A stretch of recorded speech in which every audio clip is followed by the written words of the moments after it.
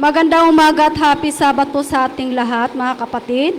Bago po tayo magpasimula, tayo muna po ay mag-aawitan. Awitin po natin ang When He Cometh.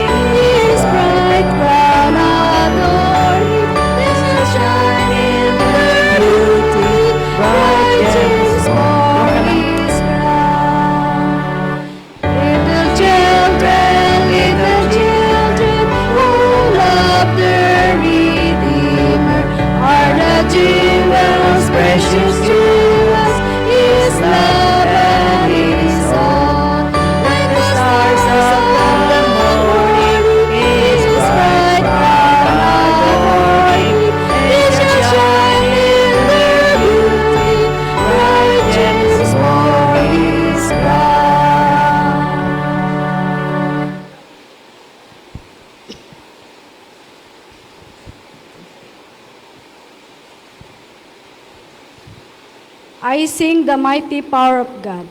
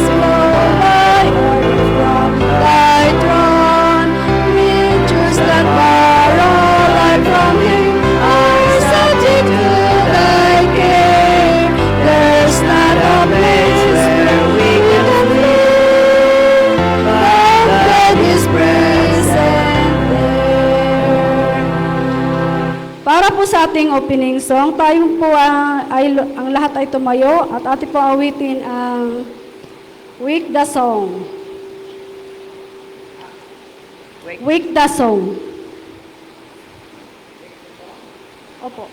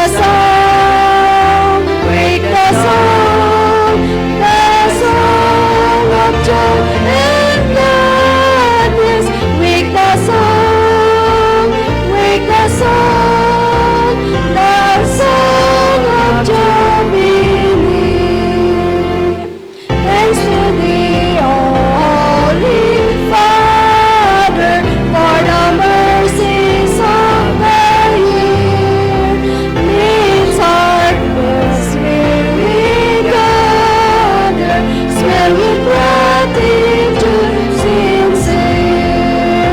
Thanks to thee, O loving Savior, for redemption through thy blood.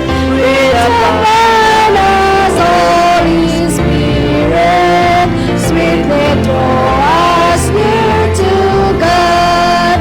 Wake the song, the song of joy and gladness. Wake the song,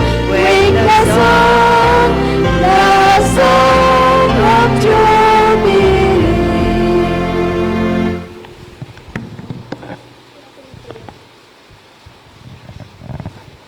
Tayo po ay magalang na lumuhod sa ating pananalangin.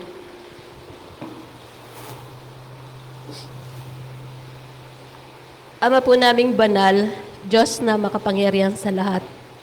Sa oras pong ito ng banal na araw ng Sabat, kami po ay narito sa bahay-sambahan upang ikaw ay aming purihin, sambahin at luwalhatiin ang iyong dakila at banal na pangalan. Salamat po sa mga oras na ito na kami ay sasamba po sa isang Diyos na banal.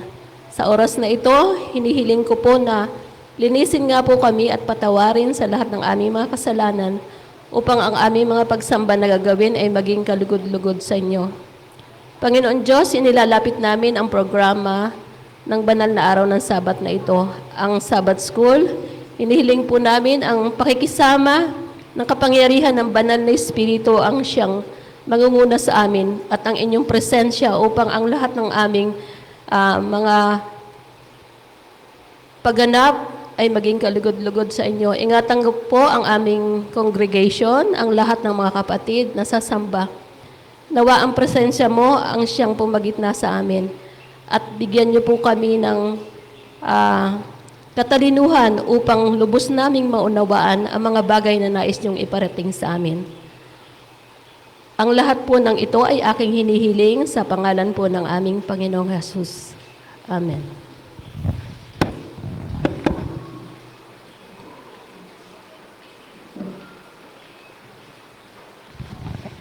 Isang magandang umaga po sa ating lahat, mga kapatid, at happy Sabat po. Ayan.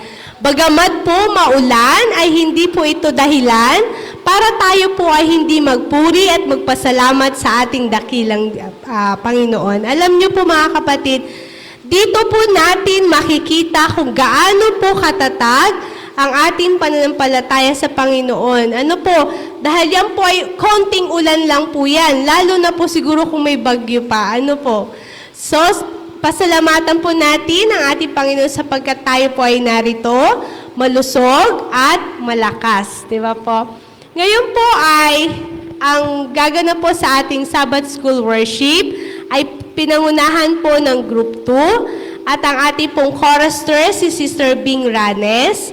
At sinundan po ito ng ating opening prayer ni Sister Ana Aranya. At susundan po ito ng special song na ipagkakalob po sa atin ni Brother Ranes. At susundan po ito ng promotional talk ni Sir Chad. Yan po ang pagkakasunod-sunod ng ating program worship sa umagang ito. Susundan na po ito ng ating special song ni Brother Ronnie Ranes.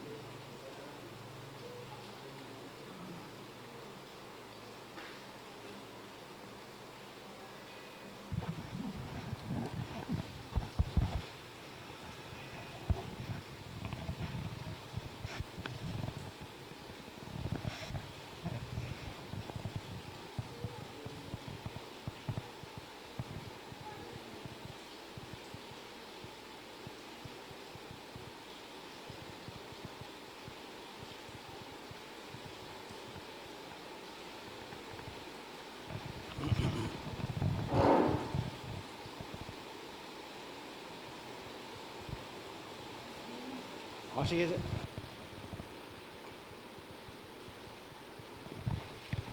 Sige, okay lang, sir. Awitin ko na lang.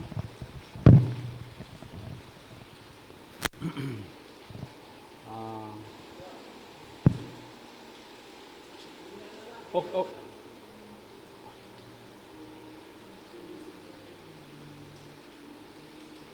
Ano yan? Ah, sige, sir. Iba na lang. Oo. Adoy, binigay ko na. Hindi man yun nakuha. Himnal? Hindi na lang.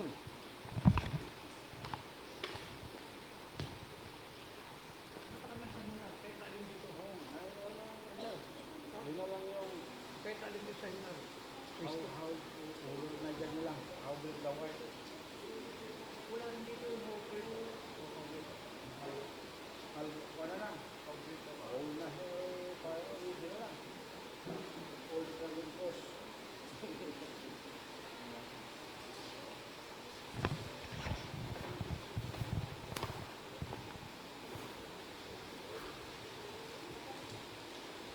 Sir, awit kayo. Yung on. The old graduate. The old graduate. Yung ano ba?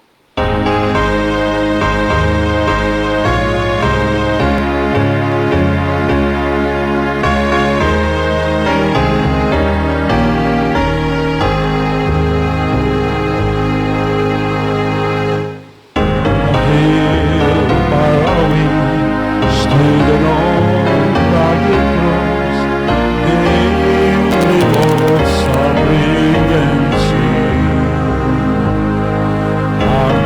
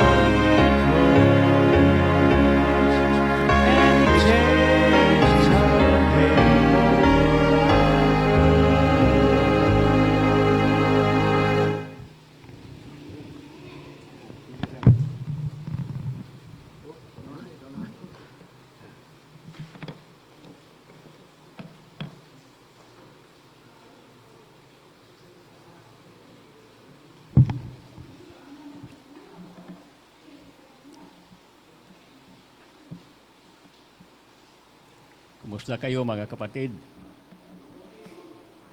Okay. Nandito tayo ngayon sa ating Sabbath School promotion at ang sabi ng ating leader sa group ay si Brother Ronnie, evangelism daw. Tama ba yun?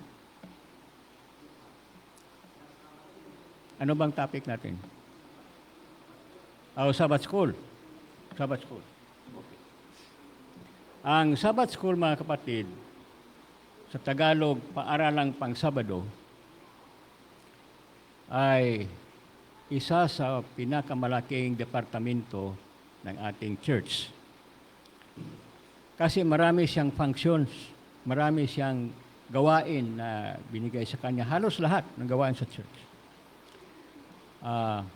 Una, ang Sabbath School, nasabi ko na rin ito noon, ang Sabbath School ay siya yung puso ng iglesia. Kung mahina ang ating puso, mahina rin ang galaw ng tao, di ba? At delikado kung mayroong sakit ang kanyang puso. Dito ba sa atin sa church natin,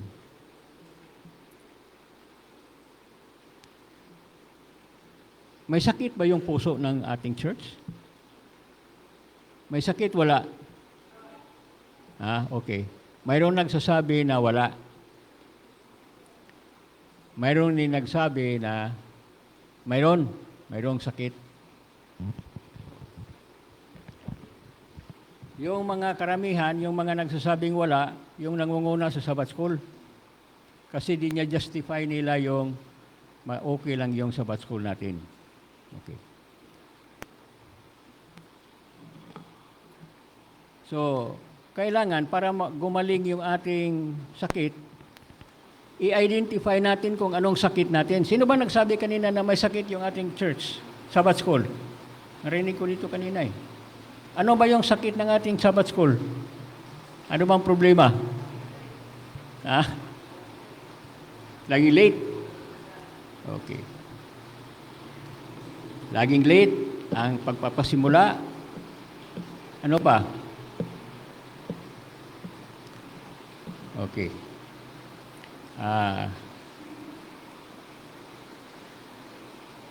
Sa aking obserbasyon, hindi gaano tayong prepared kahit na dito lang sa ating programa dito sa pulpito pagdating ng Sabbath School. Okay. Dahil usually, hindi natin nasabihan yung ating mga participants. Katulad kanina, ang si Sister Hansel, hindi niya alam na siya pala yung mag-preside. Yun. So, pero ako, nasabihan ako ni Brother Ronnie noong nakaraang itong linggo na ito, nung maaga pa. So, isa yan sa mga bagay na ating ayusin, prepared. Kailangan mas maganda kung masabihan natin ng maaga pa para maka-prepare. Okay? Para maka-prepare. Kami ni Brother Ronnie, hindi rin kami naka-practice. Dito lang kami nag-practice dito lang sa pulpito. So kailangan ma-identify natin. Sino bang members dito ng Sabbath School Council kung mayroon tayo? Mayroon ba tayong Sabbath School Council? Mayroon, wala?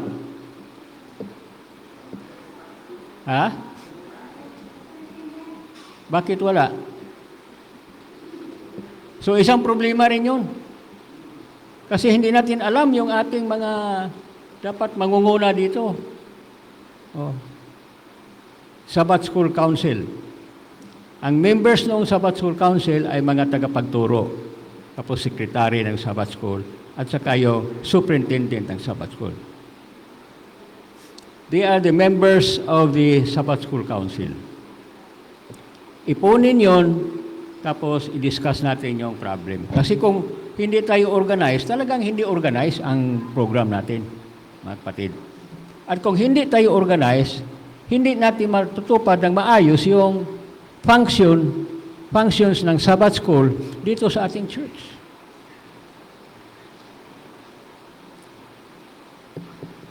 Okay. Hindi ko nga alam kung sino pa talagang superintendent. Marami yata.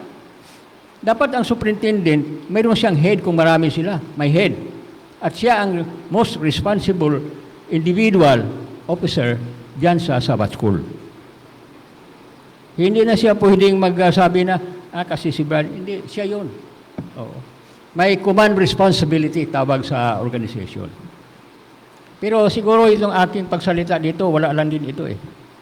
Di ba? Kasi marami na ang promotion dito eh, na ginawa natin. Pero ganoon pa rin. Pero ganoon pa man, ay hahamunin ko yung church. Kung wala pang Sabbath School Council, mag-organize tayo ng Sabbath School Council. Pag sabi ni pastor na hindi pwede kasi hindi pa kayo organized church, pabayaan man si pastor, gumawa tayo dito ng ano natin. Kasi tayo eh, group of believers tayo, kailangan mag-organize tayo para ma-achieve natin yung ating purpose kung bakit may Sabbath School. Okay. So, para na maayos ang ating heart, Sabbath School. Tapos, Sabbath School at study.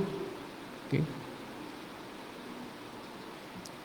Ang Sabbath School ay church at study. Oh. Ngayon, ang aking nakikita dito sa mga tagapagturo, maliban lang sa narinig ko dito si Pastor Cas, si Pastor, sino yung presidente natin? Malabad, nagtatanong sila at mag-receive din sila ng tanong. Pero karamihan dito sa aking narinig, pag magturo sa Sabbath School, akala mo second service. Hindi ganun yun. School ito eh. Nagtuturo ka, mayroong discussion dapat. At ang tawag nito, mayroong kasabihan sa pagtuturo na the art of teaching is in the art of questioning. Pero kung mga mature na tayo, ang question natin hindi yung pambata, yung pag-mature. Para na mag-andar yung mga utak natin. At saka hindi na tayo mag-cellphone dito sa loob kasi pag mag-cellphone, sister, anong sagot mo sa tanong ko? Ha? Anong sagot mo? Ganun lang yun. Kahit sa klase, ganun din. So, kailangan ang tagapagturo marunong siyang magtanong at hindi lang tanong na kung ano, kundi relevant ang tanong. Depende rin sa age level. Kung ang klase mo, kung ang klase na isang teacher sa Sabbath School ay nakaharap siya sa mga members ng kanyang class na mga hindi Adventista o karamihan hindi Adventista, i-label niya yung kanyang tanong doon. Pero kung mga professionals na, i-label din niya yung tanong niya sa higher level. Diba? So, kailangan mag-question.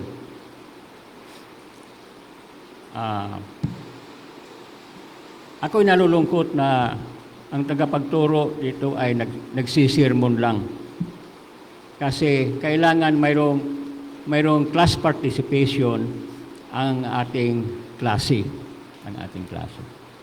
At nakikita ko rin dito na pagka mayroong pastor, yung nakaagad ang pinagtuturo. Hindi yan dapat, mga kapatid. Ang tagapagturo dito, siya yung talagang magturo. Kasi nandyan siya eh. Kung wala siya, maghanap na iba. O di pastor. At saka hindi advisable, lalo na kung marami tayo, na ang pagtuturo ay buong church. Kasi hindi divided. Iba-iba.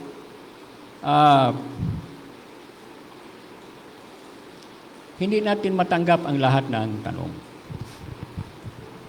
Minsan doon pa ako sa bungkag, si Pastor Bistal yung nagturo sa Sabbath School.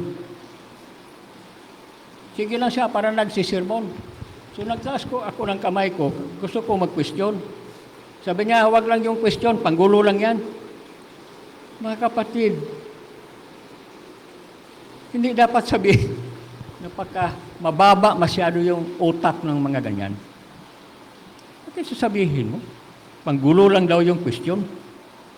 Oh, si Pastor Ray, ganun din. May question ako, Pastor. Sabi niya, huwag lang yung question, pag-usapan lang natin yan doon sa labas. Mga kapatid. So, ang pinaka-heart ng Sabbath School ay yung pagtuturo ng leksyon. Kasi church at study yan eh. Ngayon, kung ang kapatid ay hindi nakapag-aral kung ano ang dahilan, di sa pagtatanong natin, siya magtanong din, mayroon pa siyang hindi naintindihan, ma-take up natin yung ano. Tapos, ang isa ring dapat i-improve na kung mayroong magtanong na kapatid at hindi natin alam ang sagot o hindi tayo sigurado, sabihin natin na hindi ko alam. Bakit ipipilit natin yung sagot na hindi naman direkta? Diba? Ang ating Panginoon nakikinig dyan at ang ating Panginoon ay nagtatanong din sa kanyang mga disciples. So, tapos, ang last na aking sasabihin dito is the Sabbath School is the soul-winning agency of the church. Bawat isang tao ay kailangan missionary siya. Pagka hindi ka missionary, mga kapatid, hindi ka makapasok sa langit. Ha? Maliban lang sa mga bata na bagong panganak at saka hindi marunong magsalita. Wala pa isip. Pero tayo, mag-missionary tayo, participate tayo, depende sa ating talent. Kasi binigyan tayo ng Panginoon ng talent. Kasi sabi ni Mrs. White, ang bawat isa na ipanganak sa kaharian ng Diyos ay ipinanganak na missionary. So kung hindi ka pa na ipanganak na missionary, sikapin natin na maipanganak tayo na missionary. Kung kaya tayo nag-aral, pero mayroon tayong sabihin. Opportunity. Nandyan lagi. Oh, nandyan lagi ang opportunity. Kasi kung hindi tayo mag-missionary, may iba't ibang dahilan. Una, hindi tayo masyadong nag-aral ng Bible. Diba? So, kailangan hindi tayo makapag-share kung wala tayo, diba? Yung mga bagay na wala tayo. So, kung nandito lang tayo, upo-upo lang diyan sa kuwan, tapos mga patid, napaka-lungkot. Kaya baka mamaya matupad ang sinasabi ni Mrs. White na pagka ang Panginoon ay dumating sa panahon ngayon ay walang isa sa 20 ang maliligtas. Diba? So, at itong mga bagay na ito ay nasa ating desisyon. At ang ating mga leaders ng Sabbath School, lalo, ay malaki ang kanilang responsibilidad sa success or failure ng ating Sabbath School. At isama natin ito sa dalangin, yung ating Sabbath School, upang mabigyan tayo ng kaalaman, mabigyan tayo ng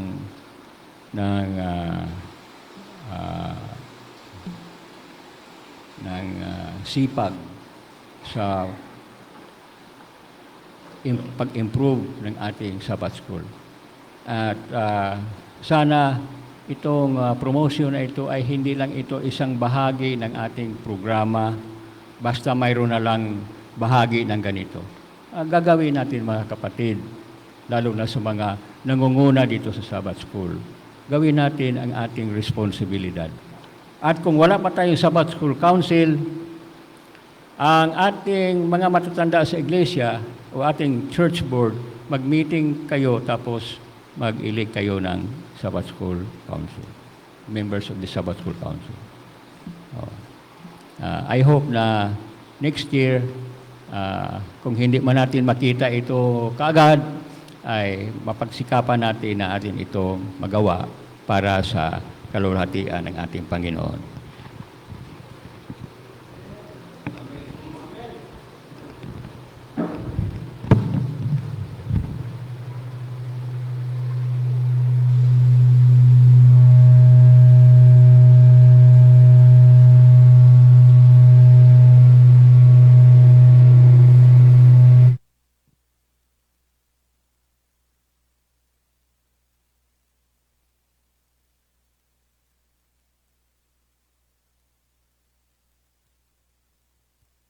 Hello.